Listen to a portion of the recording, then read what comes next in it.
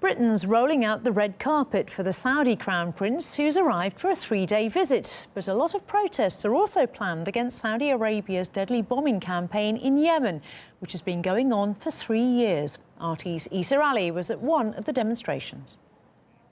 There are around 300 to 400 people here at this protest against the visit of the Saudi Crown Prince Mohammed bin Salman. And the protesters vary from Bahraini opposition activists protesting against Saudi Arabia's continued involvement since they helped to suppress the revolution there in 2011 to those opposing the arms trade and the war in Yemen. One of the people we spoke to was the Labour MP, Chris Williamson.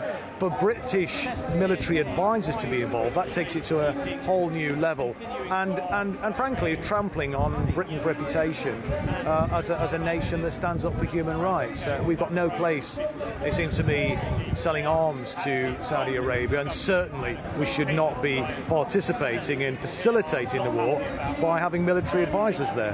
Now, since the Saudi bombardment of Yemen began in 2015, the UK has sold over £4.5 billion worth of weapons, while the US have an arms deal worth over £110 billion, some of the biggest arms deals in US history. And the visit of Mohammed bin Salman also being raised in Parliament today by the Labour leader, Jeremy Corbyn. A humanitarian disaster is now taking place in Yemen. Millions face starvation. 600,000 children have cholera because of the Saudi-led bombing campaign and the blockade.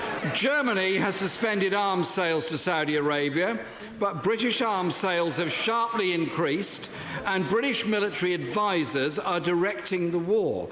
It cannot be right that her government, Mr. Speaker, it cannot be right that her government is colluding in what the United Nations says is evidence of war crimes. But it's also to be mentioned that in addition to these hundreds of protesters, there is a small counter-protest numbering a couple of dozen people who are here to welcome Mohammed bin Salman to London. But in any case, this protest is definitely the larger of the two.